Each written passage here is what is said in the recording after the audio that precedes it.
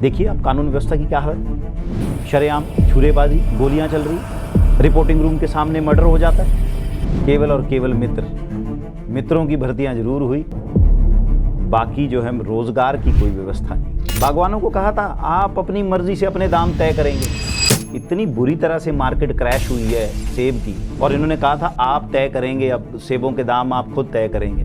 दाम तो छोड़िए, जो सेब हमने दिया उसके पैसे नहीं मिल पा रहे हमको एचपीएमसी से, वो दिला दीजिए सुक्खू जी, उतनी मेहरबानी बहुत होगी। ये ऑन रिकॉर्ड बता रहा हूँ। अभी तो जो वो चुनाव हुआ है वो इन्वेस्टिगेशन के घेरे में चल रहा है, क्योंकि जिस तरह से कुछ पैसे वहाँ पर बांटे गए हैं चुनाव के समय में, कर्मचारी परेशान घूम रहे, तनख्वाहें नहीं मिल रही, एचआरटीसी वाले आए दिन धरने दे रहे। देखिए युवाओं के पास रोजगार नहीं। मैं बोल रहा हूँ 30% अनएम्प्लॉयमेंट रेट हो गया है, कब जागेंगे जब 50% हो जाएगा।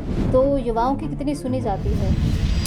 देखिए मुझे तो ऐसा लगता है जितना युवाओं को महत्व, और युवाओं के लिए अगर कोई सरकार कुछ करती है तो वो केवल भारतीय जनता पार्टी की सरकार है। एक पद, एक चेहरा और एक जिम्मेदारी, ये सिद्धांत किस तरह से लागू होता है जमीन पर? पद आपकी क्षमता के हिसाब से दिए जाते हैं, चेहरे का यहाँ कोई महत्व नहीं, केवल कमल का फूल, जैसे मैं पहले कह रहा था। संघ की तपस्या, किसान की सादगी और युवा जोश का संगम। एक ऐसे युवा नेता जिसकी पहचान उनके पदों से नहीं बल्कि संगठन और उनके कार्यों से होती है। बाल्यकाल से ही राष्ट्रीय स्वयंसेवक संघ के वे स्वयंसेवक रहे हैं और युवाओं की आवाज़ को हमेशा आगे लेकर बढ़ते रहे हैं सुशील कदछोली जी। मंडल स्तर से लेकर प्रदेश महामंत्री तक के इस सफर को उन्होंने किस तरह से तय किया है, और युवाओं को लेकर, आज की राजनीति को लेकर, और साथ ही अपनी सामाजिक सरोकार को लेकर वो किस तरह से तैयार हैं, इन सभी बातों पर हम चर्चा करेंगे, जो कि आज हमारे साथ मौजूद हैं। सुशील जी, सबसे पहले आपका स्वागत है हमारे अनंत ज्ञान में आने के लिए। बहुत बहुत धन्यवाद, नमस्कार। शुरुआत यहीं से करेंगे कि संघ की तपस्या, जैसे मैंने कहा, और किसान की सादगी। तो सर, किसान की सादगी को लेकर सबसे पहले तो आप अपने जीवन के बारे में बताइए। देखिए मैं कोटखाई तहसील हमारी जो है कलबोग पंचायत के अंतर्गत मेरा गांव पुजैली है, मैं वहाँ से संबंध रखता हूँ। और जब शिक्षा दीक्षा की बारी आई तो पिताजी के साथ, क्योंकि पिताजी शिमला में जो है वो कार्यरत थे, तो पढ़ाई की दृष्टि से शिमला में मेरी पढ़ाई हुई।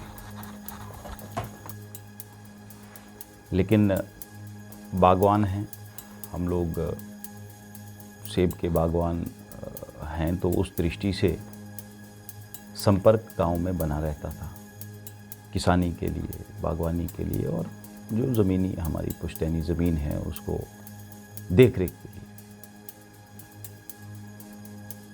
समय जब बीता और उम्र जब बढ़ने लगी तो फिर कॉलेज शिमला में हुआ और कोटशिरा कॉलेज में मेरी पढ़ाई हुई। पढ़ाई के साथ साथ जब आप ये कह सकते हैं कि एक आपका समाज में संपर्क बढ़ता है, तो वो संपर्क और दायरा उसी दृष्टि से और उन लोगों के साथ बढ़ता है जहां आपके विचार मिलते हैं। थोड़ा मैं अपनी बात को पीछे लिए चलता हूं तो मुझे लगता है 1998 की ये बात है। सर्दियों के दिन आज भी मैं नहीं भूला हूँ, और छोटी उम्र थी तो हमको स्वाभाविक है, बच्चा है वो खेलने जाएगा, मैं भी ग्राउंड की तरफ खेलने चले जाया करते थे। तो एक दिन देखा कि वहाँ कुछ लोग जो है वो कोई खेल खेल रहे थे। छोटे बच्चे हैं, मन में जिज्ञासा हो गई कि ये क्या खेल खेल रहे हैं। और उस खेल में जब हम देख रहे थे तो वो बहुत ही अनुशासित और मर्यादित तरीके का एक खेल वो नज़र आ रहा था, क्योंकि उसमें जो लोग उन खेलों में और उस क्रीड़ाएं जो कर रहे थे, तो ऐसा अनुभूति हो रही थी कि बहुत अनुशासित तरीके से, कोई इधर उधर अनावश्यक नहीं भाग रहा। एक आप कह लीजिए कि ऐसा लग रहा था कि सुनियोजित है। तो फिर जिज्ञासा हुई कि ये खेल खेल रहे हैं, मैं भी खेलना चाहता हूँ। तो मैं गया कि तो उन्होंने मुझे इशारा किया कि आप थोड़ा रुकिए। तो जब वो सब हुआ, एक दिन, दूसरा दिन, जुड़ाव शुरू हो गया।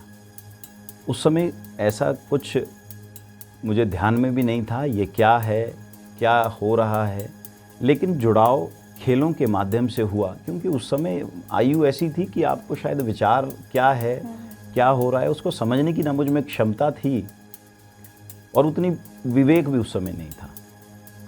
लेकिन वो जुड़ाव बढ़ता बढ़ता समय के पड़ाव के साथ गहरा होता चला गया। और सौभाग्य से, मैं सौभाग्य कहूँगा इसको अपना, क्योंकि ऐसे विचार के साथ जुड़ना जो आपको राष्ट्रभक्ति के साथ जोड़ता हो, वो मुझे लगता है अपने आप में एक बहुत गर्व महसूस करवाने वाली बात है। सौभाग्य की बात ये थी कि मेरे जहाँ शिमला में, जहाँ हम विकास नगर में रहते थे,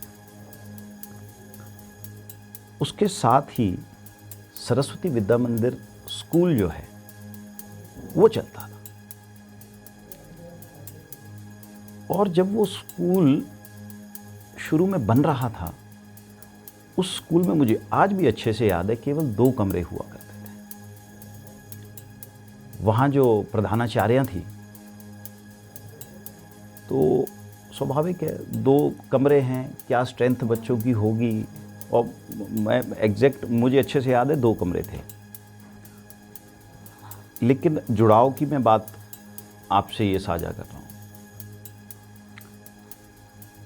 प्रधानाचार्य क्या करती थी कि जब हम लोग बच्चे स्कूल के ग्राउंड में कहीं उनको नज़र आते थे, तो कुछ वहाँ लोग काम कर रहे होते थे स्वेच्छा से, तो वो आग्रह करती थी कि भी कुछ बच्चे अगर इस स्कूल को थोड़ा कुछ कहीं दीवार लगानी है, कहीं कुछ और करना है, तो भाई स्वेच्छा से आप अपनी इसमें योगदान दे सकते हैं।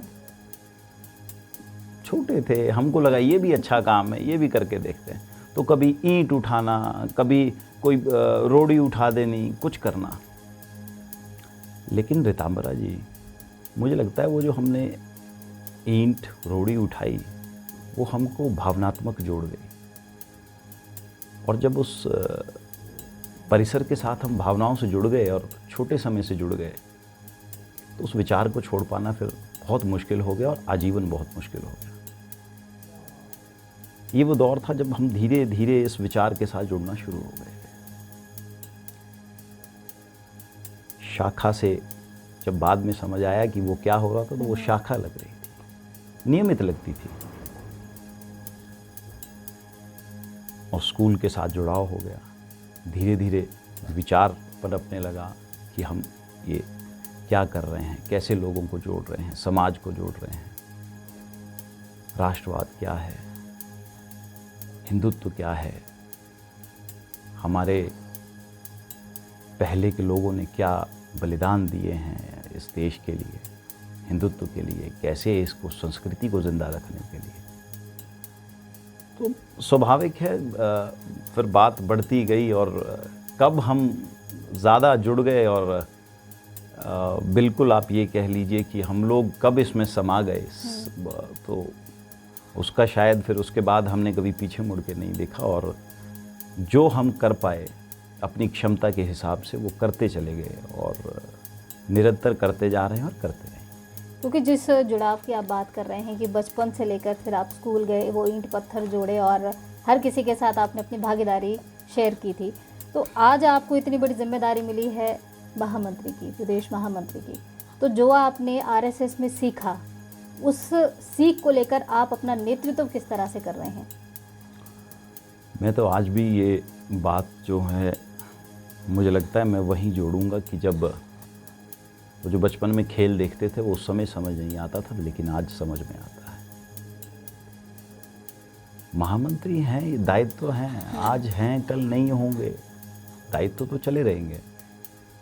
लेकिन जो उस समय की हमको एक सीख मिली, सबको साथ लेकर के चलना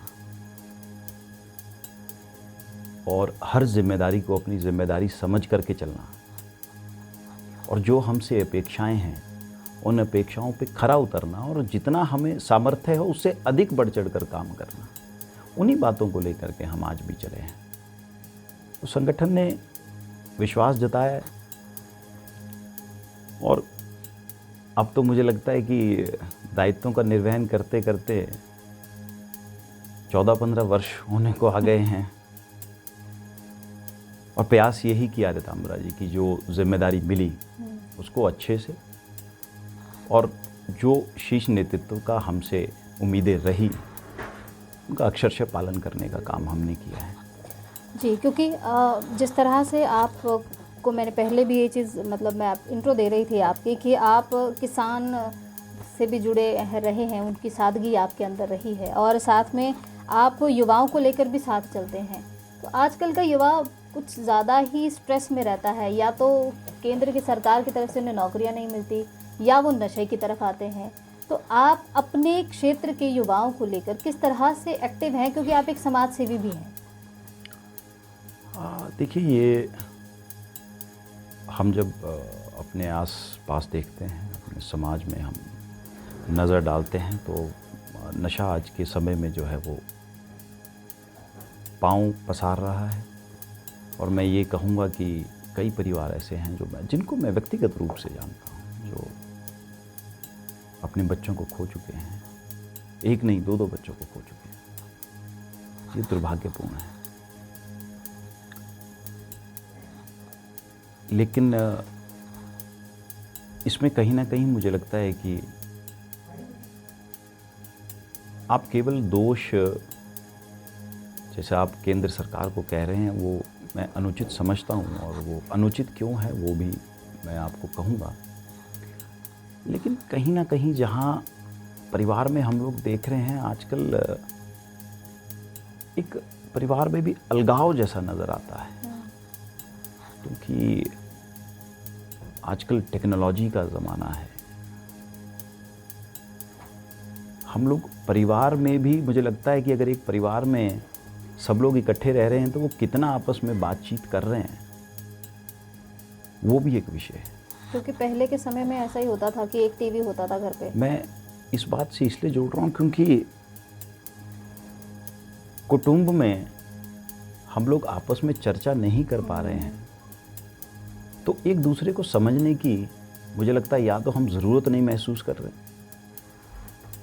या समझना नहीं चाह रहे हैं, और उसका खामियाजा ये है कि बच्चे वो गलत दिशा में जा रहे हैं, नशे की ओर जा रहे हैं। खेल सीमित हो गए। हमारे समय में कह रहा हूँ, हम ग्राउंड की तरफ चले जाया करते थे। आज मैं देखता हूँ कि ग्राउंड तो है, अच्छा है, लेकिन वहाँ खेलने वाले बहुत कम हैं। ये दुर्भाग्यपूर्ण है। टेक्नोलॉजी ने कुछ चीज़ें अच्छी दी, लेकिन उसके दुष्परिणाम भी बहुत हैं, जिनमें से एक ये है। और मैं समझता हूँ केंद्र सरकार तो जितना सहायता कर सकती है उतना सहायता कर रही है। युवाओं को कैसे आत्मनिर्भर बनाना है, कैसे स्वावलंबी बनाना है, उसके लिए अनेकों योजनाएं केंद्र सरकार कर रही है। हाँ, 2014 से पहले स्थिति मुझे लगता है कुछ और थी, लेकिन 2014 के बाद जब से देश के यशस्वी प्रधानमंत्री नरेंद्र मोदी जी ने जिम्मा संभाला है, मुझे लगता है चीज़ें बहुत स्पष्ट हुई हैं युवाओं के लिए, और युवाओं के फोकस को लेकर के कुछ योजनाएं आई हैं, और बहुत गंभीर योजनाएं आई हैं जिसका लाभ युवा ले रहे हैं। हम स्टार्टअप्स की बात करें तो कई तरह के स्टार्टअप्स जो हैं वो भारत में शुरू हैं। मेक इन इंडिया पर बल दिया जा रहा है। एम्प्लॉयमेंट जनरेशन प्रोग्राम्स हैं प्रधानमंत्री जी द्वारा शुरू किए गए। वो किसके लिए? युवाओं को आत्मनिर्भर बनाने के लिए। रितांबरा जी, एक इस पे मैं आपको, देखिए 2014 के बाद की बात मैं आपको करूंगा। 2014 से पहले यूनिकॉर्न जो हैं, जो स्टार्टअप्स होते हैं, जो रेवेन्यू जो है कितना जनरेट करते हैं एनुअली, तो मुझे लगता है 1 या 2 यूनिकॉर्न हुआ करते थे जो 100 करोड़ से ऊपर का टर्नओवर करते हो।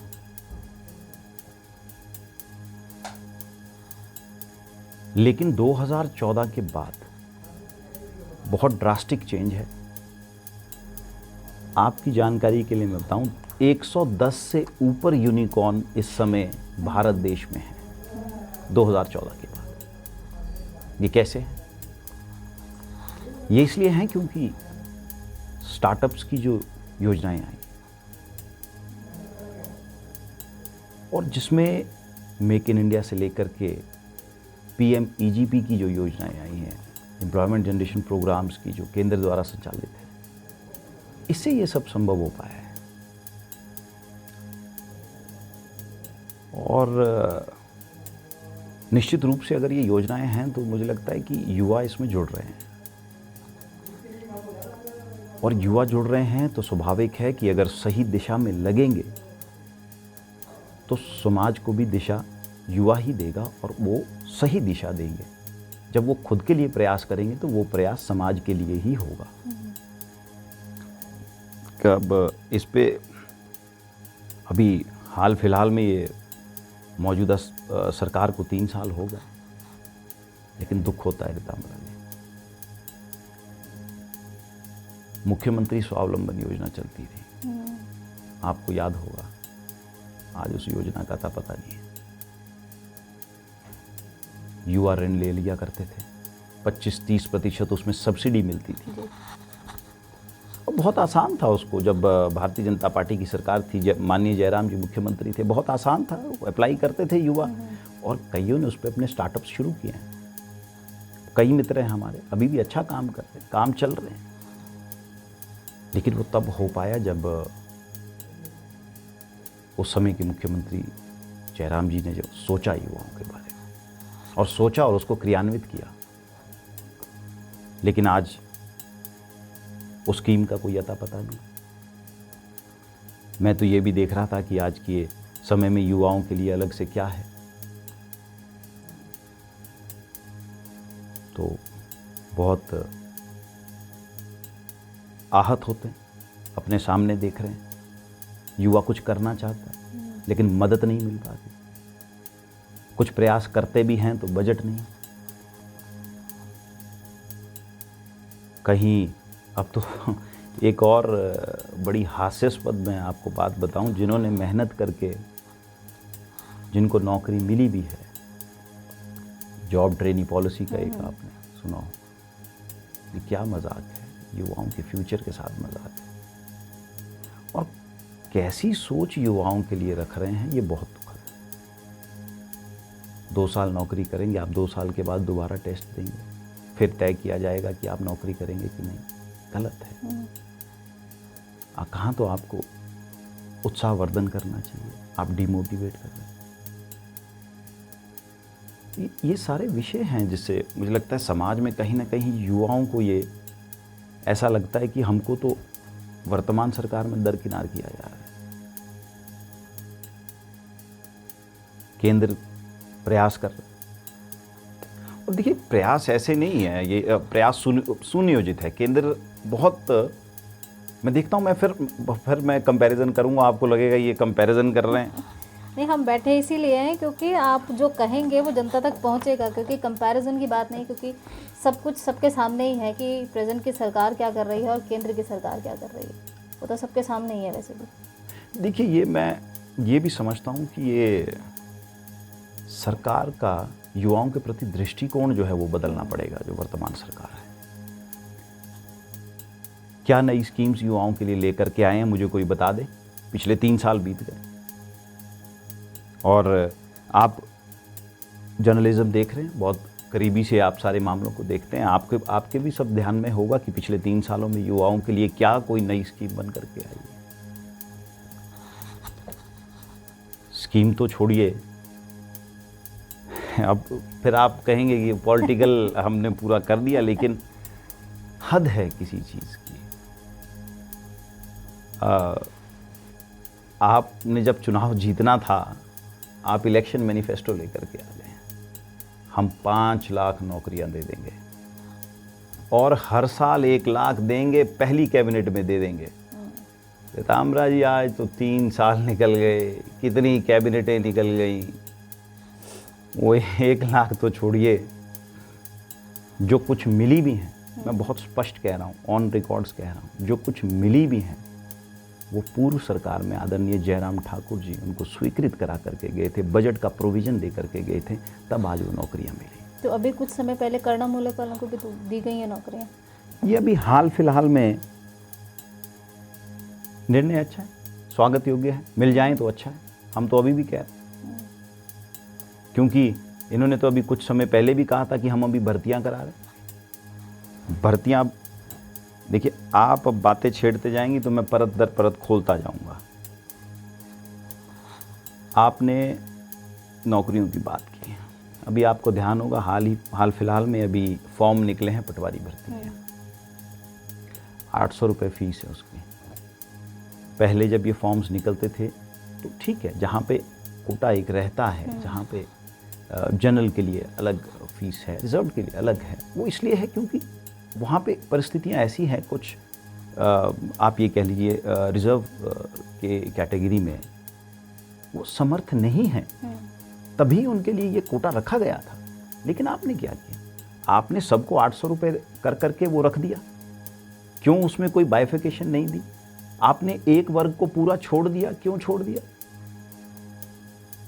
ये उन्होंने इसलिए छोड़ दिया क्योंकि उनकी मंशा नहीं है नौकरी देने। और जब हम नौकरी की बात करते हैं तो कहते हैं हम देंगे। पिछले 3 साल से ये चला है, हम देंगे।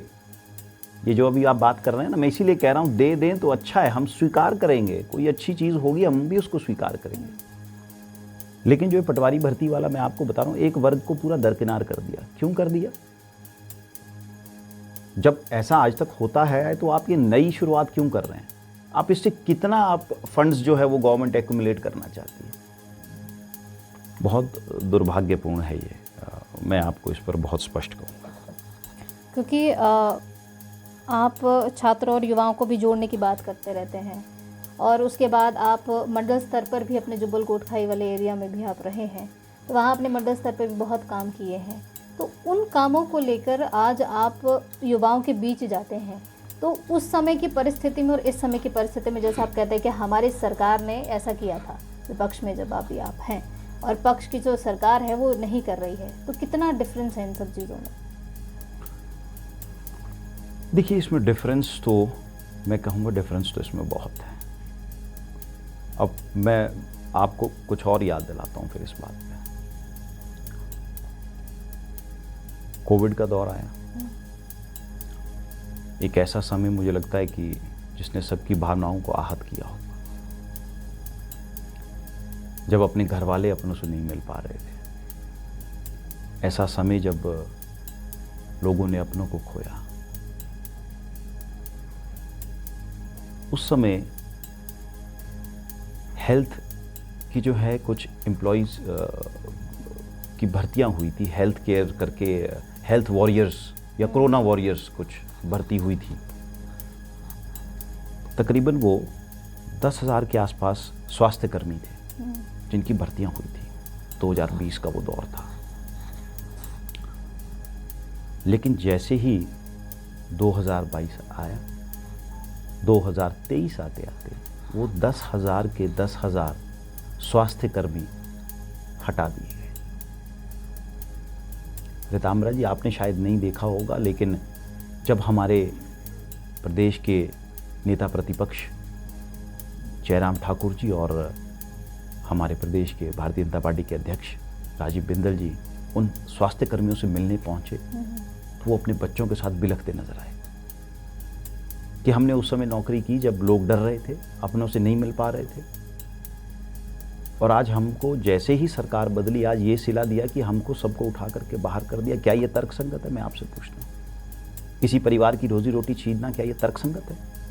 आप नया सृजित नहीं कर पाए, लेकिन जो हमारे समय में हमने सृजित किया था, और ऐसे दौर में सृजित किया था जब समाज को सबसे ज़्यादा आवश्यकता थी। आपने कोई संवेदनहीन होकर के आपने ये काम किया जो वर्तमान की सरकार ने काम किया। जयराम जी ने कोशिश की युवाओं को कैसे स्वरोजगार से जोड़ा जाए, कौशल विकास की योजनाएं थी, मुख्यमंत्री स्वावलंबन की योजना थी। और आज के समय में क्या है, कौन सी योजना का लाभ युवा ले रहे हैं? आज युवा सड़कों पर। यही हाल एम्प्लॉइज का है, पेंशनर्स का है। ये आपातकाल की स्थिति में ये सरकार जाने वाली है, इसमें कोई दो राय नहीं। और ये सारे विषय मैं आपके सामने रख रहा हूँ और बहुत गंभीरता से रख रहा हूँ इन विषयों को, क्योंकि हम देख रहे हैं, हम युवाओं से इंटरेक्ट कर रहे हैं। अब उनको केवल ये लगता है कि हम किस तरह से प्रदेश सरकार से कोई मदद की उम्मीद रखें या ना रखें, लेकिन अब कब को रखेंगे, क्योंकि मुझे लगता है अब तो सरकार खुद अपने आप को नहीं रखना चाहती।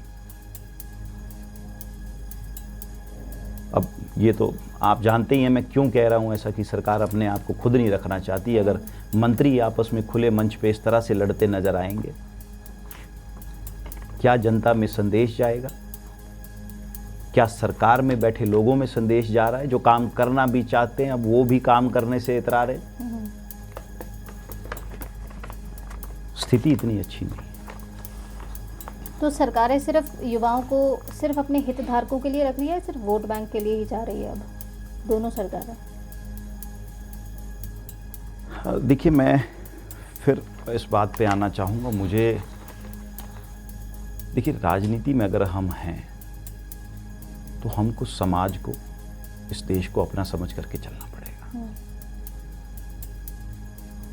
और कैसे इसकी भलाई में हम लोग जुट पाएं उस ओर हमको ध्यान देना पड़ेगा। नेता प्रतिपक्ष आह्वान करते हैं कि ये छोड़िए और समाज को और अपने प्रदेश को कैसे आप विकसित कर पाएं, कैसे विकास की ओर लेकर के जा पाएं, उस ओर वो ध्यान देते हैं, लेकिन उस पर प्रतिक्रिया कोई नहीं। अभी मैं हाल फिलहाल की आपको घटना बताता हूं। देखिए, गवर्नमेंट को रेवेन्यू जनरेशन पर काम करना है, और रेवेन्यू जनरेशन का बहुत एक बड़ा जो सोर्स है वो हाइड्रो प्रोजेक्ट्स भी है। हाइड्रो प्रोजेक्ट से गवर्नमेंट को रेवेन्यू आता है, लेकिन आपको अगर कहीं से रेवेन्यू जनरेट हो रहा है, आप ये सोचें कि अब मैं इसका गला दबा दूं और ज़्यादा से ज़्यादा रेवेन्यू कैसे जनरेट इनसे मुझे मिल पाए, तो वो भी तरीका सही नहीं है। मौजूदा गवर्नमेंट ने एक वाटर सेस कमीशन बना दिया। वाटर सेस कमीशन इसलिए बना दिया कि टैक्स जो है वो ज़्यादा आप उनसे ले पाएँ। ये तर्कसंगत है क्या? हुआ क्या? वाटर सेस कमीशन बनाया, हाइड्रो प्रोजेक्ट्स के लोग कोर्ट में गए, स्टे ले लिया। आपने क्या किया? उस डिसीजन को लेकर के मैं ये पूछता हूँ, ऑन रिकॉर्ड्स पूछ रहा हूँ, गवर्नमेंट ने उस डिसीजन को लेकर के क्या बेनिफिट लिया? कहानी यहाँ नहीं रुक रही, कहानी यहाँ और बढ़ रही है। अब जब गवर्नमेंट ने देखा कि इन्होंने इस डिसीजन पे हमारे स्टे ले लिया, हाइड्रो प्रोजेक्ट्स की बात कर रहा हूँ, और इसलिए कर रहा हूँ क्योंकि main source of revenue generation is hydro projects. अभी एक नया नोटिफिकेशन निकला है, कब से इंप्लीमेंट करेंगे मैं नहीं जानता, ये आप भी पता कर लेना। रेवेन्यू टैक्स एक नया गवर्नमेंट ने निकाल दिया है, रेवेन्यू टैक्स लेंगे। कहाँ से लेंगे? नोटिफिकेशन मेरे पास पड़ी है, मैं आपको दिखा भी दूंगा। रेवेन्यू टैक्स सबसे पहले तो ये हाइड्रो प्रोजेक्ट्स वालों से रेवेन्यू टैक्स लेंगे। कितना लेंगे? 4% रेवेन्यू टैक्स लेंगे। और फिलहाल अभी ये हाइड्रो प्रोजेक्ट्स वाले से लेंगे, और उसमें मेंशन नहीं है नोटिफिकेशन में, मैं ऑन रिकॉर्ड बोल रहा हूँ, मेंशन नहीं है नोटिफिकेशन में। 4% अभी हाइड्रो प्रोजेक्ट्स वालों से लेंगे, फिर हो सकता है होटल वालों से भी लें, हो सकता है हमसे भी ले लें। तो ये मतलब आपको रेवेन्यू जनरेट करना है तो आप इनको पेनलाइज कर रहे हैं आप ये। और इसमें होगा क्या? इसमें होगा ये, वो फिर कोर्ट जाएंगे, फिर स्टे ले लेंगे, आप फिर क्या करेंगे बताइए? ये डिसीजन गवर्नमेंट ले लिया। तो कई बार तो ये ऐसा लगता है बड़े हास्यास्पद डिसीजन है। फिर आप फिर और कहेंगे मुझे, फिर वो टॉयलेट टैक्स की याद आ जाती है मुझे। इस तरह से तो डिसीजन गवर्नमेंट ले रही है। देखिए ये गवर्नमेंट, इसीलिए मैं कह रहा हूँ यूथ बिल्कुल इस समय इनसे उम्मीद हार चुका है, केंद्र की ओर देख रहा है, केंद्र से उम्मीद है। क्यों उम्मीद है उसका मैं अब आपको थोड़ा एक वृत्त रख देता हूँ आपके आगे। कंपैरिजन तो देखिए, कंपैरिजन आज का जो युवा है वो कंपैरिजन देखेगा। हम उसको कितना भी कन्विंस करें, वो केवल ये पूछेगा भी पहले क्या था अभी क्या है। बिल्कुल 2014 से पहले, ये मैं इसलिए बता रहा हूं कि बीजेपी का विजन, सेंट्रली विजन क्या है। 2014 से पहले अगर आईआईटीज देखेंगे और अब के कंपैरिजन में आईआईटीज आप देखेंगे तो ऑलमोस्ट डबल हुई है। एम्स कहीं 9 थे, अब मुझे आंकड़ा मैं सही से बता रहा हूँ 9 थे, अब मुझे लगता है वो 22 हो गए हैं। आईआईटीज, आईआईएम्स 7 थे, 15 या 16 हो गए हैं। मैं ये बता रहा हूँ 2014 से पहले 7 थे, भारत आज़ाद हुए 7 थे, 2014 के बाद वो ऑलमोस्ट डबल हो गए। ये कंपैरिजन है। अब यूनिवर्सिटीज का मैं देख रहा था 113% की ग्रोथ है in the number of universities जो बड़ी हैं आफ्टर 2014। उसके पीछे एक विजन है। विजन ये है कि अगर ऐसे इंस्टीट्यूट्स, एम्स बढ़ेंगे, ऑब्वियस है कि वहाँ पे मेडिकल की सीट्स बढ़ेंगी, और जो बढ़ी भी हैं, मेडिकल की सीट्स बढ़ेंगी, बच्चे दाखिला ले पाएंगे। अगर दाखिला ले पाएंगे, स्वास्थ्य सुविधाएं बेहतर होंगी, बच्चों को रोजगार भी मिल रहा है, उनको एक अपॉर्चुनिटी भी मिल रही है। आईआईटीज में जाएंगे, इंजीनियरिंग कर रहे हैं, अनेक जगह पे काम कर सकते हैं, अपने स्वावलंबन की ओर ध्यान दे सकते हैं। ये विजन है सेंट्रल गवर्नमेंट का। लेकिन यहाँ आप क्या विजन देख रहे हैं अभी स्टेट में? कुछ नहीं। 3 साल निकल गए। तो ये बहुत दुखद है। हॉस्पिटल की भी आप बात कर रहे थे, अभी स्वास्थ्य सेवाओं की बात कर रहे थे, तो अभी आपके एरिया में जो ऐसा हुआ था कि पहले एक मरीज के साथ डॉक्टर के जो हालात थे, किस तरह से उसके साथ वो कृत्य हुआ था वो चीज़, तो बाद में पहले उनको वो निकाल दिया गया, लेकिन बाद में उनकी साझेदारी करा दी गई। तो वो अपने ही डिसीजंस पे जो है वो मतलब थाली का बैंगन टाइप है कि कभी इधर है कभी उधर है यहाँ की सरकार। देखिए, मैं इस पे ये कहना चाहूँगा, वो उनका आपसी कोई मैटर था जो डॉक्टर और पेशेंट में हुआ, दुर्भाग्यपूर्ण है। वो चाहे डॉक्टर के पक्ष पे है या मरीज़ के पक्ष पे है, दुर्भाग्यपूर्ण है। ऐसा नहीं होना चाहिए था। कोई मिसअंडरस्टैंडिंग हुई होगी, लेकिन बाद में उनमें सुलह हो गई थी। अब उसमें किसने इंटरवीन किया या डिले इंटरवेंशन में क्यों हुआ, या एकदम से आपने टर्मिनेट भी कर दिया डॉक्टर को, वो बहुत जल्दबाजी का फैसला था। आप थोड़ा समय ले लेते, सोच लेते, मौका दे देते। मुझे ऐसा लगता है कि इतनी जल्दबाजी में भी फैसले नहीं होने चाहिए। बाद में हुआ क्या हुआ, तो यही कि दोनों में जो है सुलह हो गई। अब मैं दूसरी बात की तरफ आपकी बात पहुंचाता हूं। पीताम्बरा जी, ये साल पहले का ही मुझे याद है कि ये वाकया है।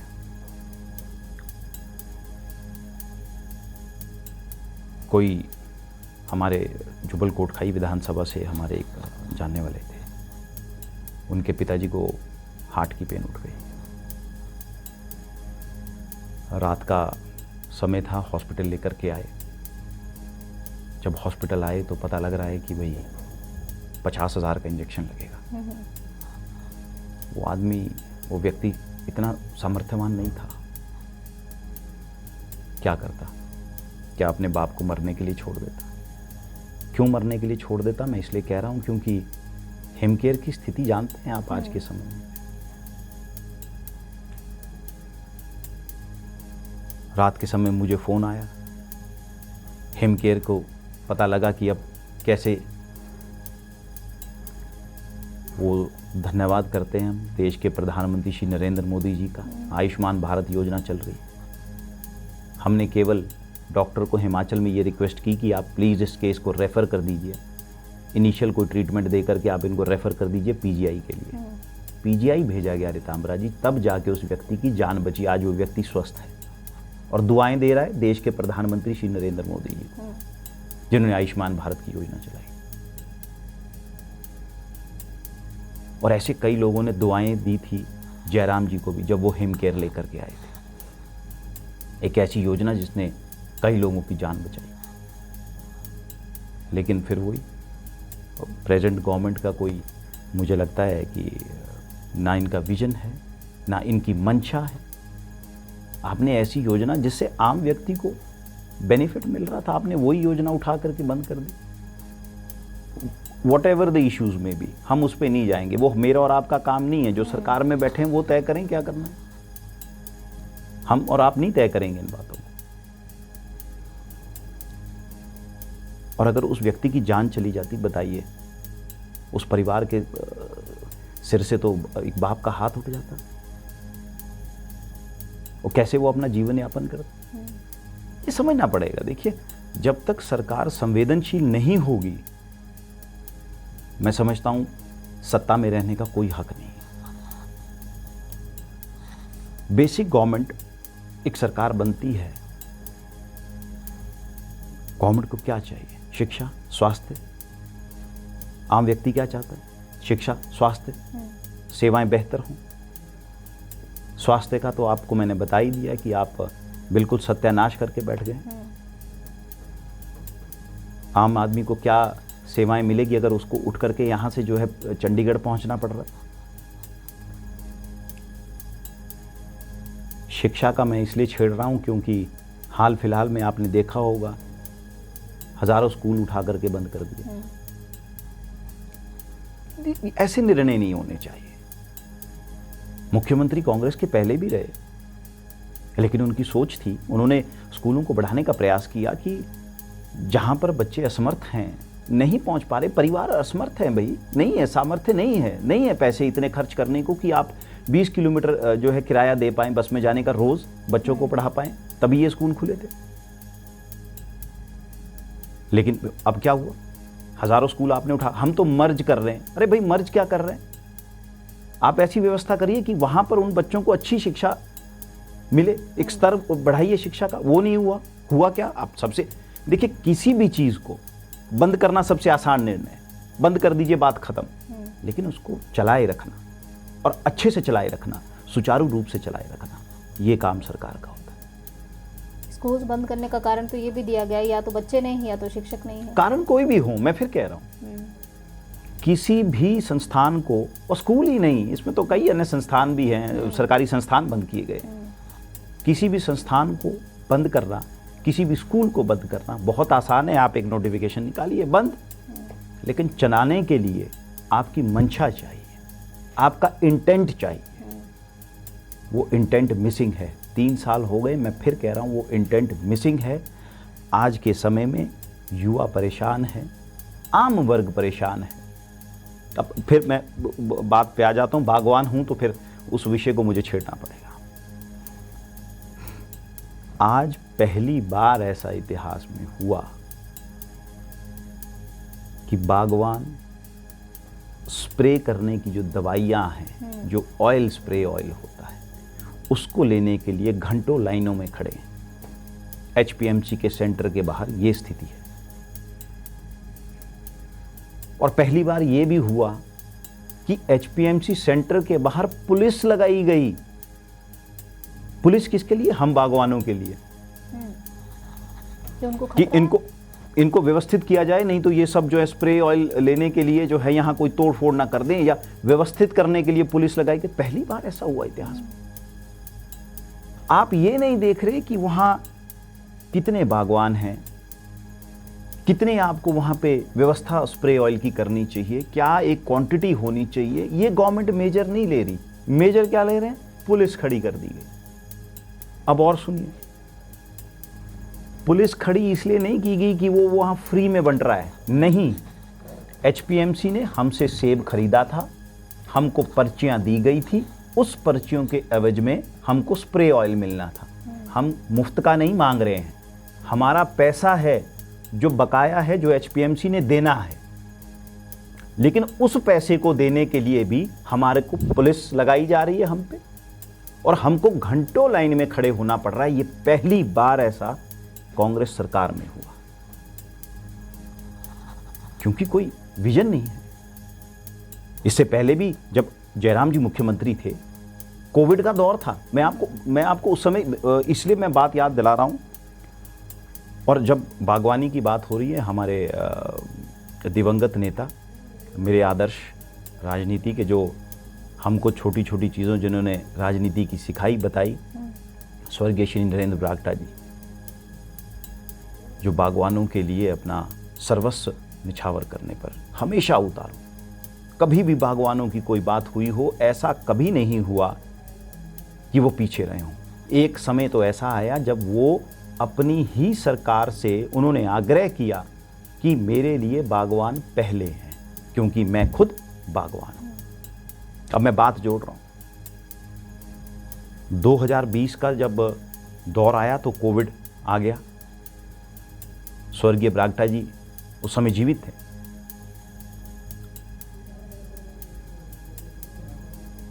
तो दवाइयां जो है, सेब की दवाइयां, उस समय एसेंशियल जो है कमोडिटीज़ की परमिशन थी कि आप एसेंशियल कमोडिटीज़ को ट्रांसपोर्ट कर सकते हैं, बाकी अलाउड नहीं था।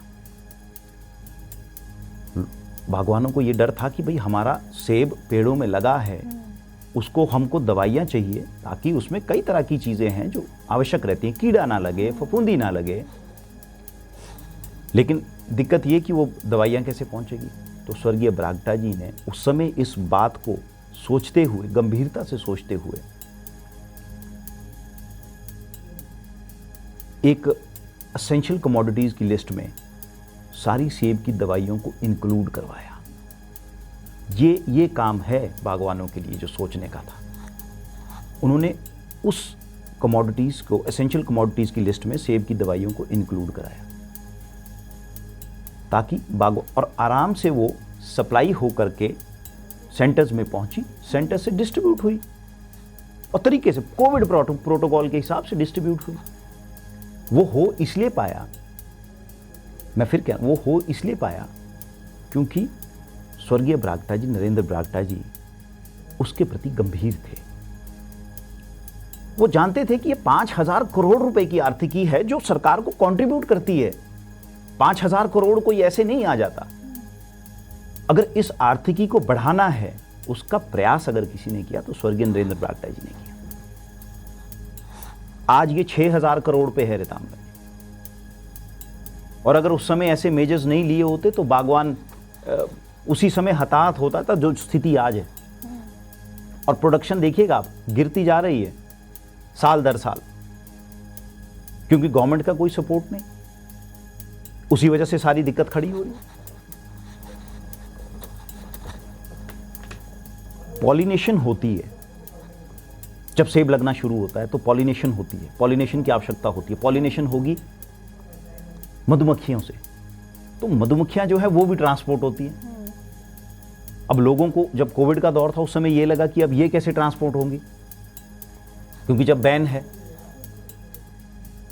फिर जालियां लगती हैं, ताकि जब ओले आते हैं तो ओलों से कैसे बचाव हो सकता है, उसके लिए बैम्बू स्टिक्स लगती हैं, बड़ी बड़ी बैम्बू जो है स्टिक्स खड़ी करनी पड़ती हैं खेतों में, उसके ऊपर जालियां लगती हैं।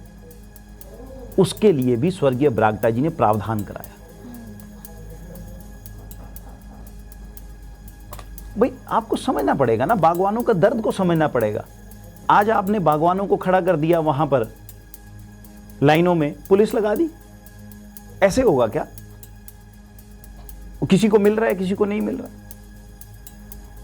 और ये एक एपिसोड नहीं है।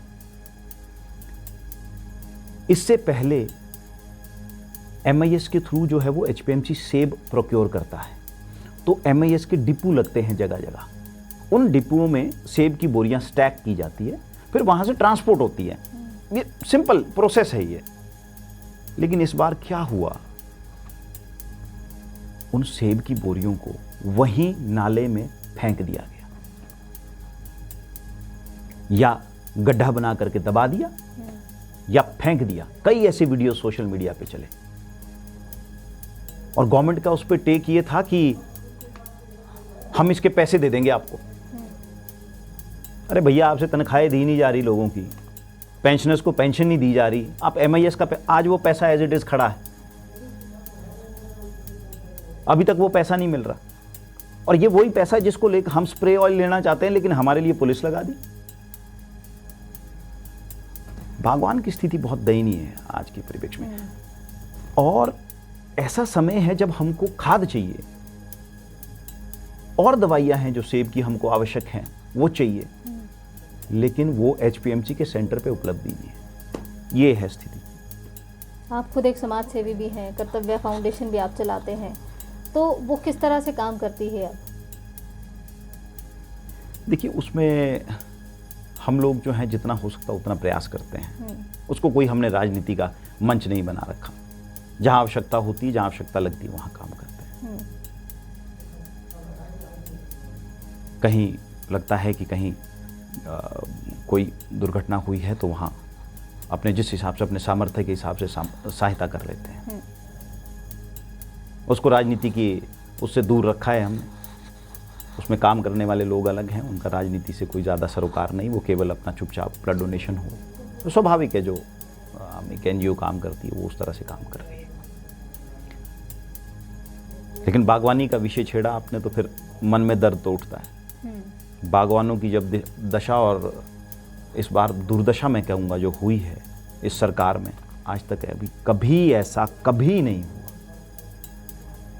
मुख्यमंत्री और भी रहे हैं, कांग्रेस पार्टी के ही रहे हैं, लेकिन ऐसी स्थिति कभी उत्पन्न नहीं हुई। अभी मैं पेमेंट्स की बात कर रहा हूँ, दवाइयों की बात कर रहा हूँ, वो उपलब्ध नहीं हो पा रही है। मैंने जैसा आपको, और इसमें कई अनियमितताएं हैं जो शायद मैं आपको पूरा बता नहीं पा रहा। इसमें कई और अनियमितताएं हैं। अभी तो शुरू भी होगी उसकी प्लांटेशन, फ्लोरिंग वगैरह सारी शुरू होने को है। नहीं, अभी तो समय है, अभी समय है। फ्लोरिंग अभी नहीं होती, फ्लोरिंग आगे जा कर के अभी समय है, जुलाई के आसपास उसमें समय लगता है।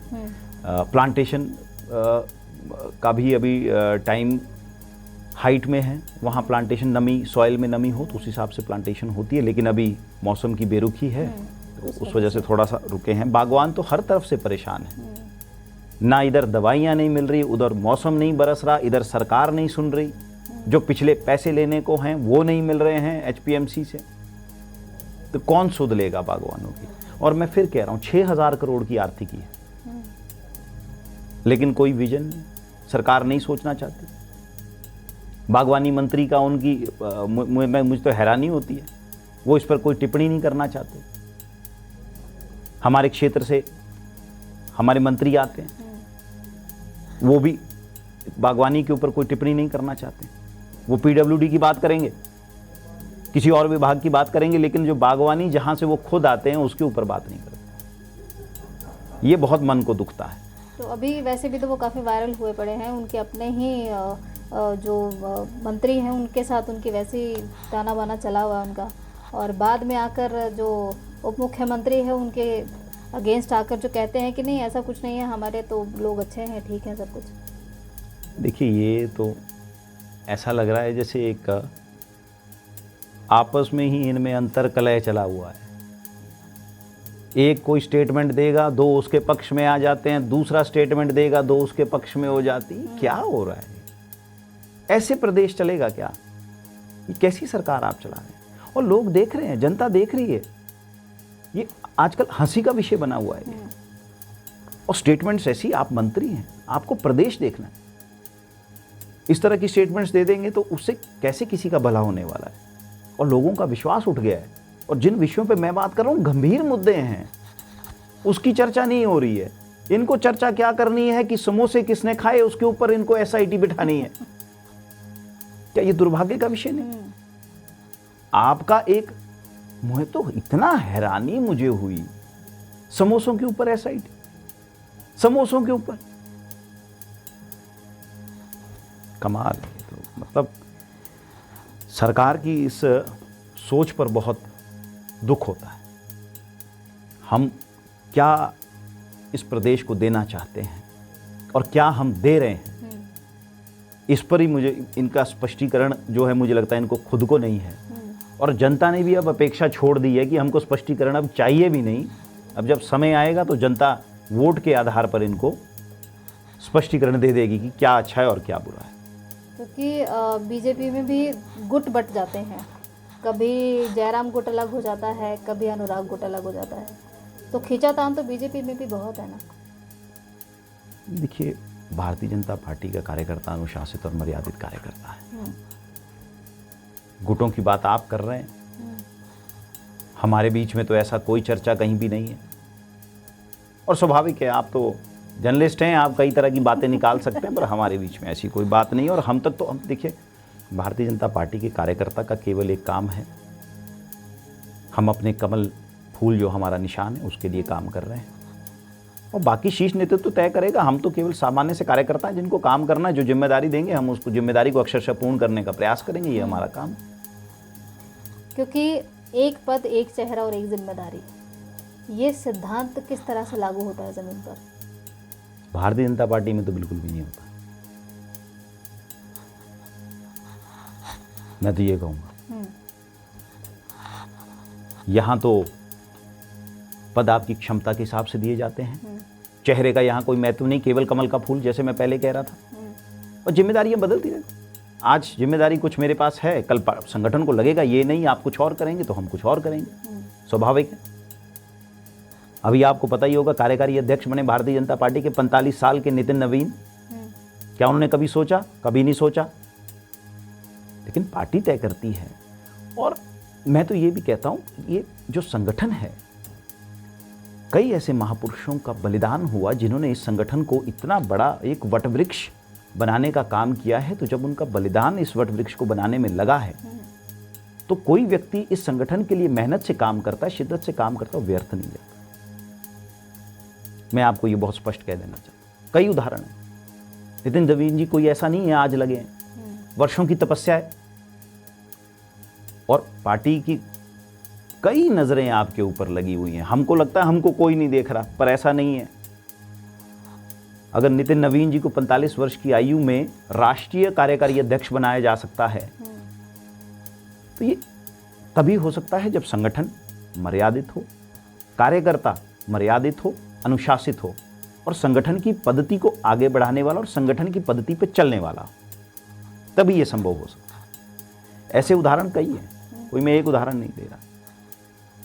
छोटा सा हिमाचल प्रदेश, बताइए क्या 4 सीटों का कंट्रीब्यूशन हमारा एमपी का है, उसके बावजूद राष्ट्रीय अध्यक्ष आदरणीय श्री जगत प्रकाश नड्डा जी हिमाचल प्रदेश से हैं। और वो इसलिए नहीं कि आप कोई और उसमें कंपैरिजन बिठा रहे हो, वो इसलिए क्योंकि अपनी क्षमता से। उनका आप रिपोर्ट कार्ड पिछला उठा करके देखिए, चुनाव देख लीजिए आप, एक चुनाव उनका एक से बढ़कर एक प्रदर्शन उनका हर चुनाव में रहा है, उनकी सूझबूझ का रहा है, उनकी स्ट्रैटेजी का रहा है। तो ऐसे राष्ट्र को ऐसा अध्यक्ष मिलना, वो भी हमारे हिमाचल प्रदेश से, बहुत गर्व की बात है, बहुत गर्व का विषय है। तो यहां तो केवल एक ही मूल मंत्र है, आप काम करते जाइए, संगठन की पद्धति को, उनके पद चिन्हों पर, संगठन के पद चिन्हों पर आप चलते जाइए। जो आपका शीर्ष नेतृत्व आपको काम दे रहा है उसको अक्षरशः पूर्ण करते जाइए। बाकी जब अवसर आएगा तो संगठन खुद तय करता है, शीर्ष नेतृत्व खुद तय करता है।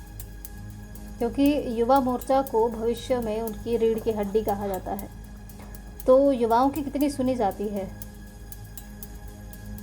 देखिए, मुझे तो ऐसा लगता है जितना युवाओं को महत्व, और युवाओं के लिए अगर कोई सरकार कुछ करती है तो वो केवल भारतीय जनता पार्टी की सरकार है। और युवा मोर्चा को एक फ्रंटल मोर्चा इसलिए भी कहा जाता है क्योंकि युवा जो है वो दशा और दिशा बदलने की क्षमता रखता है। और क्षमता इसलिए रखता है, अपने विचारों से रखता है, और विचार वो जो संगठन द्वारा दिए गए हैं उन विचारों पर चल करके रखता है।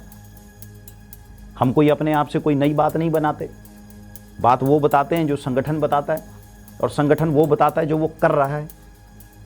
चाहे वो, मैं फिर जोड़ रहा हूँ, सेंटर की स्कीम्स है, यहाँ कुछ अन्य योजनाएं जो हैं, make in India, startup India की जो योजनाएं हैं, हम उनको बताते हैं, उनको लेकर के ही हम युवाओं को जोड़ते हैं। और आप बात कह रहे थे कि युवा मोर्चा फ्रंटल क्यों है, आपकी जानकारी के लिए मैं बता दूं, जितने अभी शीर्ष नेतृत्व पर लोग भारतीय जनता पार्टी में बैठे हों, सब युवा मोर्चा के कार्यकर्ता ही बन करके निकले हैं। चाहे उसमें जयराम जी हों, चाहे राजीव बिंदल जी हों, चाहे राष्ट्रीय अध्यक्ष जगत प्रकाश नड्डा जी हों, चाहे राष्ट्रीय कार्यकारी अध्यक्ष नितिन नवीन जी हों, वो सब युवा मोर्चा से लेकर के निकले हैं। तो हम कैसे कह दें कि नहीं सुनता, युवा मोर्चा की तो पूरी सुनता है। हमारे संगठन में युवाओं को पूरी तरजीह दी जाती है। मैंने उदाहरण आपको दे दिए आपके सामने, कई ऐसे नेतृत्व यहाँ हैं जो युवा मोर्चा से ही निकले हैं।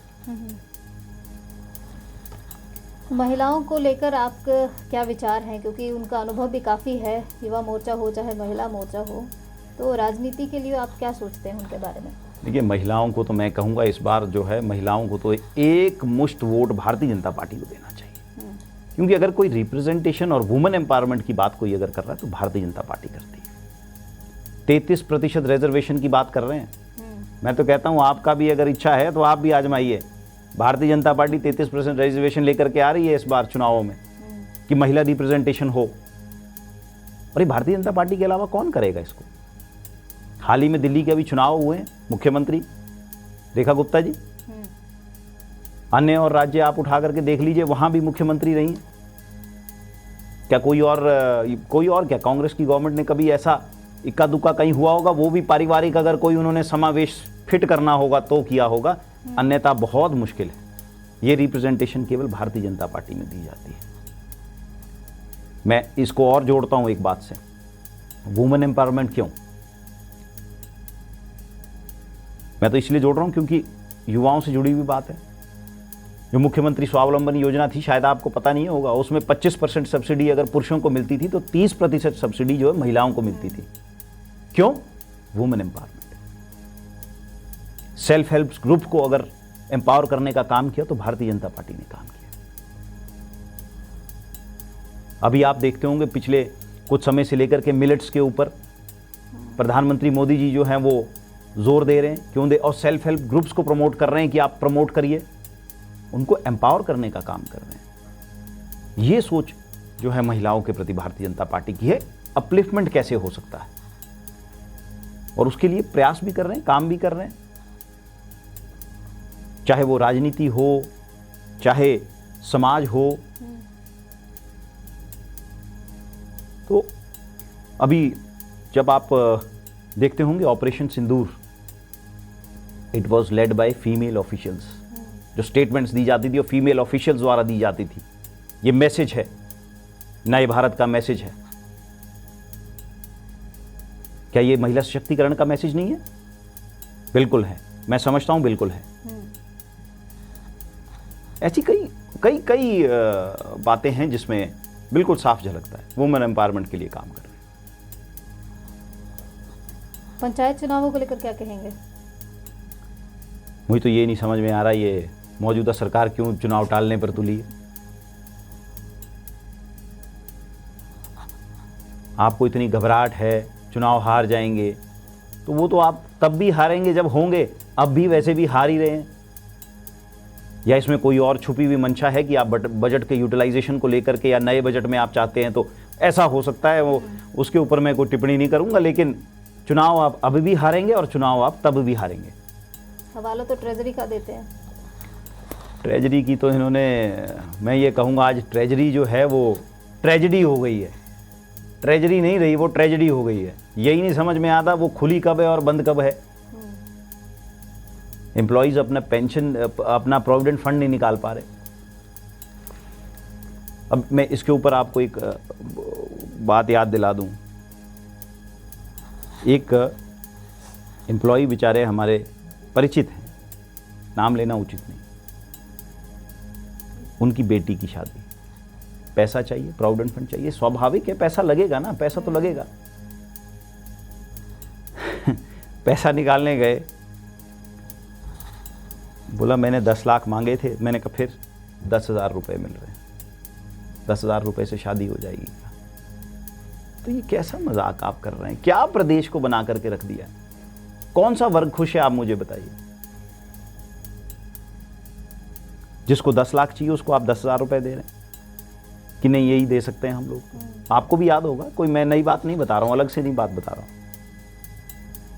तो ये तो ट्रेजडी है, ये ट्रेजडी नहीं है, ट्रेजडी है जो ये मौजूदा सरकार ने खड़ी कर दी है। एक बहुत बड़ी ट्रेजडी है और आम लोगों के सामने, आम जनमानस के सामने ये ट्रेजडी है।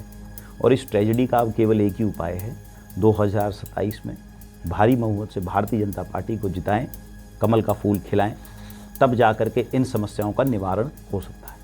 तो आप श्योर हैं कि 2027 के चुनावों में बीजेपी आने वाली है और आप ऑन कैमरा सीधा कह रहे हैं कि बीजेपी को वोट दें? बिल्कुल, कोई दो राय नहीं। समाज का हित चाहिए, प्रदेश का हित चाहिए, भारतीय जनता पार्टी को वोट करना पड़ेगा, विकल्प नहीं है। आपने दे दिए ना, 5 साल इनको दिए हैं, 3 साल में देखिए क्या प्रदेश की दुर्दशा कर दी है। एम्प्लॉय सड़कों पर है, पेंशनर सड़कों पर है, युवा सड़कों पर है। और मैं ये बात छेड़ना नहीं चाहता था, लेकिन आप बोल रहे हैं इसलिए मैं छेड़ रहा हूं। कानून व्यवस्था की क्या हालत है, देखिए आप, कानून व्यवस्था की क्या हालत है। शरेआम छुरेबाजी, गोलियां चल रही, रिपोर्टिंग रूम के सामने मर्डर हो जाता है। ये कानून व्यवस्था है? गुंडागर्दी चली हुई है हर जगह, कहीं भू माफिया सक्रिय है, कहीं वन माफिया सक्रिय है। ये तो स्थिति है। आपको क्या लगता है ये बातें आम जनमानस से छुपी हैं? बिल्कुल नहीं छुपी है। जनता प्रतिक्रिया नहीं दे सकती, हाँ वोट के माध्यम से प्रतिक्रिया देगी। इसलिए मैं आश्वस्त हूं, जीरो टॉलरेंस पॉलिसी होनी चाहिए, लेकिन वो दिखती नहीं है। जिस तरह से क्राइम रेट बढ़ गया है, क्राइम रेट क्या, मैं फिर वो युवाओं वाली बात पे आ जाता हूं। एक सर्वे है, उस सर्वे में मैं पढ़ रहा था कि अनएम्प्लॉयमेंट रेट जो है हिमाचल प्रदेश का 30% है। ये अभी हुआ है, पहले नहीं था, अब हुआ है ये 3 साल, 30% है। और नेशनल एवरेज जो अनएम्प्लॉयमेंट रेट की है दैट इज 14%। हिमाचल प्रदेश में डबल चले हुए। नेशनली जो है वो 14% की एवरेज है, हिमाचल प्रदेश में 30% अनएम्प्लॉयमेंट का रेट है। तो नीति नहीं, नियम नहीं, तो स्थिति दुर्भाग्यपूर्ण होनी ही है। इन सारी बातों को लेकर के इसलिए मैं कह रहा हूं, इसलिए वोट मांग रहा हूं। वोट मांग रहा हूं बच्चों के सुरक्षित भविष्य के लिए, वोट मांग रहा हूं समाज के लिए, समाज सुरक्षित हो। वोट मांग रहा हूं प्रदेश के विकास के लिए। इसलिए मैं ये आपके ऑन एयर में ये बात कर रहा हूं। तो 2027 में अगर आप आ जाते हैं तो सबसे पहली प्राथमिकता क्या रहेगी आपकी? देखिए, शिक्षा, स्वास्थ्य, सबसे पहले तो ये जरूरी है। इन बातों से कहीं ना कहीं समाज एक पूरा वर्ग आहत हुआ है, इसके ऊपर जोर करना पड़ेगा। और एम्प्लॉयमेंट जनरेशन जरूरी है। जो अभी युवा परेशान हैं, कैसे नए रिसोर्सेज क्रिएट किए जाएंगे और एम्प्लॉयमेंट कैसे जनरेट और ज्यादा किया जा सके, उसके ऊपर हमको ध्यान देने की आवश्यकता है। और मैं समझता हूं भारतीय जनता पार्टी सक्षम है, भारतीय जनता पार्टी का नेतृत्व सक्षम है इन सारी बातों को पूरा करने के लिए। यह प्राथमिकता रहनी चाहिए। आपने अपने व्यक्तित्व जीवन के बारे में हमारे साथ साझा किया था, तो आज मैं फिर से वही चीज़ दोहराऊंगी कि आप प्रदेश महामंत्री हैं, तो जो आपने पूरे जीवन में सीखा है, आप आगे युवाओं को उस चीज़ को किस तरह से आप उस व्यक्तित्व में उतारने के लिए उनको सिखाते हैं या समझाते हैं उस चीज़ को कि जीवन में ये चीज़ें बहुत ज़रूरी हैं आपके लिए? देखिए, मैं पहले तो आपको ये कहूँगा कि जीवन में कंसिस्टेंसी, पेशेंस बहुत आवश्यक है। आज मैं महामंत्री हूँ, वो ऐसा नहीं कि मुझे एकदम से उठा करके महामंत्री बना दिया गया था, ऐसा नहीं है।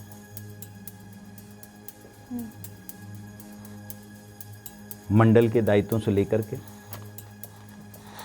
जिला के दायित्वों से लेकर के, फिर प्रदेश का दायित्व मुझे दिया गया। कंसिस्टेंसी की वजह से और पेशेंस की वजह से। कई उतार चढ़ाव आते हैं, स्वाभाविक है, सबके जीवन में, व्यक्तिगत जीवन में भी आते हैं।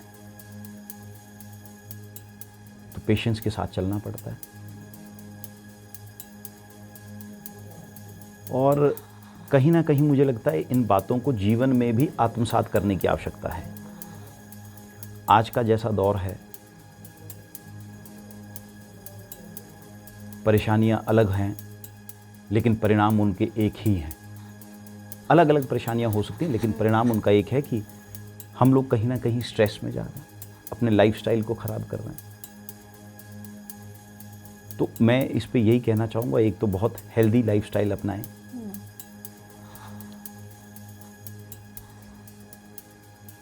और क्या हम लोग अपने को समर्थ करने के लिए कर सकते हैं, उसके लिए हमेशा प्रयासरत रहें। जो मैं वो कह रहा हूं जो मैं खुद इन चीज़ों को अपने ऊपर इम्प्लीमेंट करने की कोशिश करता हूं। क्या हम समाज को कंट्रीब्यूट कर रहे हैं, ये भी आवश्यक है। हम केवल अपना ही ध्यान न रखें लेकिन समाज को हम क्या कंट्रीब्यूट कर रहे हैं, वो भी ज़रूरी है। और देश की राष्ट्रभक्ति की जो भावना है उसको सबसे पहले रखें। ये मैं सबसे आह्वान करना चाहता हूँ। आपके अंदर कोई एक ऐसी कमी होगी जो आप कभी किसी को ना बताएं, और कभी ऐसा रहा हो कि वो चीज़ आपको आज रियलाइज़ होती है कि शायद वो चीज़ पहले छोड़ दी होती तो शायद आज ऐसा ना होता? हाँ बिल्कुल, एक कमी ज़रूर है। मैं इमोशनल हूँ, भावनात्मक बहुत हूँ, और ऐसे उसमें कुछ निर्णय गलत भी हो जाते हैं। ये मुझे लगता है मुझ में कमी है। समय के साथ ठीक होगी शायद, मुझे लगता है बढ़ भी सकती है, कह नहीं सकता, प्रयास रहेगा कि ठीक हो जाए। तो उस चीज़ को लेके कभी ऐसा लगता है ना कि मतलब कभी कुछ गलत हुआ हो, कभी ऐसा? मैंने कहा आपको कि इमोशनल हूँ तो कुछ गलतियाँ हो जाती हैं। आज उस चीज़ का पछतावा होता है आपको जब कभी हुआ हो गलत? तो स्वाभाविक है, इंसान हूँ, कुछ जब गलतियाँ हुई हैं तो पछतावा होता है, ज़रूर होता है।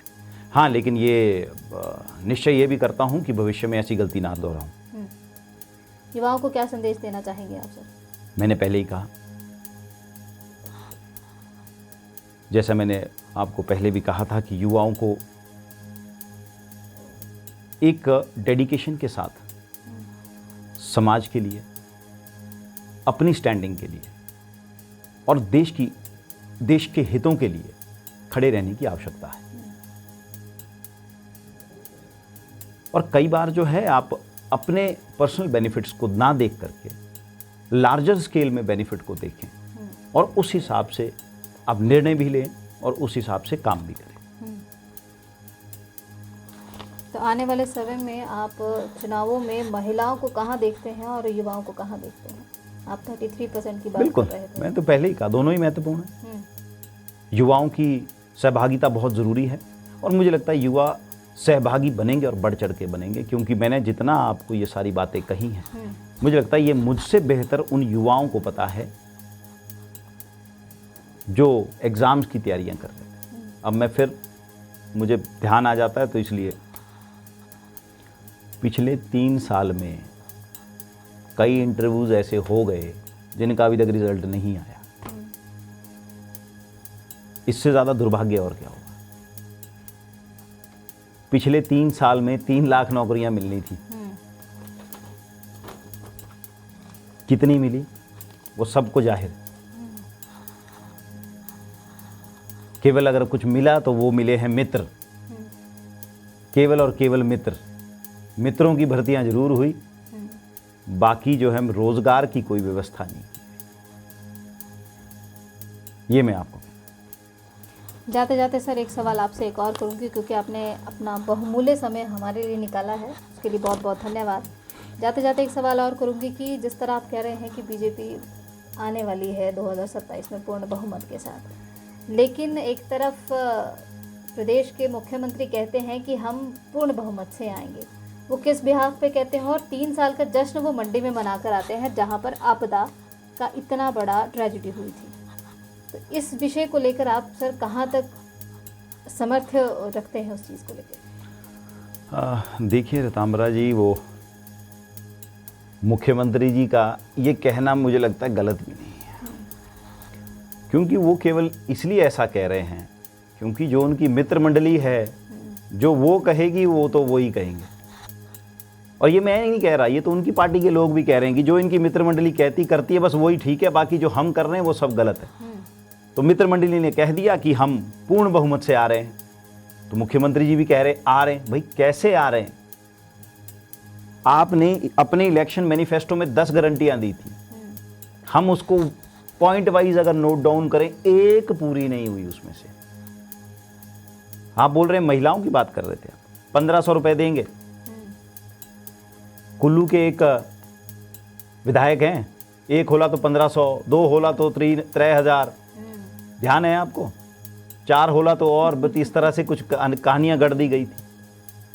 आज वो महिलाएं जब वोट मांगने जाएंगे ना, पूछेंगी 1500 रुपये कहाँ गए, दूध लेंगे, गोबर लेंगे, ऐसी गारंटियां दी थी। आपको लगता है कि फिर आप पूर्ण बहुमत से आ जाएंगे जब आपने इतना बड़ा छल जो है वो प्रदेश की जनता के साथ किया, और हर वर्ग के साथ आपने ऐसा छल किया है। तो बागवानों को कहा था आप अपनी मर्जी से अपने दाम तय करेंगे। इतनी बुरी तरह से मार्केट क्रैश हुई है सेब की, किस तरह से बागवानों ने अपनी आर्थिकी को संभाला है, अपने जीवन यापन को संभाला है, वो तो वही जानते होंगे। और इन्होंने कहा था आप तय करेंगे, अब सेबों के दाम आप खुद तय करेंगे। दाम तो छोड़िए, जो सेब हमने दिया उसके पैसे नहीं मिल पा रहे हमको एचपीएमसी से, वो दिला दीजिए सुखू जी, उतनी मेहरबानी बहुत हो जाएगी। तो गोबर के लिए तो उनकी धर्मपत्नी खुद कहती हैं, कमलेश ठाकुर जी, की मुझे फोन करिए, तो क्या पूरे हिमाचल प्रदेश से लेकर के आ जाए वहाँ पर? और अभी मैं आपको बता दूं, ये ऑन रिकॉर्ड बता रहा हूँ, अभी तो जो वो चुनाव हुआ है वो अभी ज़रा मुझे लगता है कि वो इन्वेस्टिगेशन के घेरे में चल रहा है, क्योंकि जिस तरह से कुछ पैसे वहाँ पर बांटे गए हैं चुनाव के समय में, तो अभी तो केवल उसकी इन्वेस्टिगेशन हो रही है। अब ज़्यादा और इसमें पड़ेंगे तो और ज़्यादा इन्वेस्टिगेशन हो गई तो बहुत दिक्कतों का सामना करना पड़ जाएगा। मैं तो ये बहुत स्पष्ट कह रहा हूँ आपको। प्रदेश की जनता को क्या कहेंगे सर आप? देखिए, मैं ये निर्णय का समय है। प्रदेश का ऐसा कोई वर्ग नहीं जो अछूता हो जिस तरह से नाइंसाफी वर्तमान सरकार कर रही है। शिक्षा में स्थिति बदतर है, स्वास्थ्य सुविधाओं में स्थिति बदतर है, कई बातें मैं आपको बता चुका हूं। कर्मचारी परेशान घूम रहे, तनख्वाहें नहीं मिल रही, एचआरटीसी वाले आए दिन धरने दे रहे, कोई बात छुपी थोड़ी। कानून व्यवस्था ठप पड़ी। अगर इन सब बातों को ठीक करना है, युवाओं की आप स्थिति देखिए, युवाओं के पास रोजगार नहीं। मैं बोल रहा हूं 30% अनएम्प्लॉयमेंट रेट हो गया है, कब जागेंगे? जब 50% हो जाएगा। जो मुख्य धारा जो एक प्रदेश को विकास की ओर ले जाती है, आपने उसका गला घोंट दिया। मेरा तो यही आग्रह है, अब मैं तो सबसे यही आग्रह करता हूं कि इस समय जो स्थिति है, तो मैं कोई नई बात नहीं बता रहा, आम जनमानस, देश की प्रबुद्ध जनता सब जानती है। 2027 में इसका निर्णय जनता बखूबी करेगी, ये मैं आपको आश्वस्त करता हूं। और जनता से मेरा आह्वान है कि इस तरह का जो ये सरकार का रवैया रहा है, ये बहुत दुर्भाग्यपूर्ण है। और भारतीय जनता पार्टी अपनी प्राथमिकताओं के साथ, आम जनमानस के साथ ये जुड़ी हुई पार्टी है। इन सारे विषयों को, मुद्दों को हल करने का प्रयास करेगी, और निश्चित रूप से ही भारतीय जनता पार्टी प्रदेश को विकास की एक नई धारा के साथ जोड़ेगी और विकास की राह पर ले जाएगी। ये मैं आपको कहना चाहता हूँ। जी, बहुत बहुत धन्यवाद जी हमसे बातचीत करने के लिए। धन्यवाद। तो ये थे हमारे साथ प्रदेश के युवा मोर्चा महामंत्री सुशील कच्छोली जी। बाकी की तमाम जानकारी के लिए आप बने रहिए अनंत ज्ञान के साथ।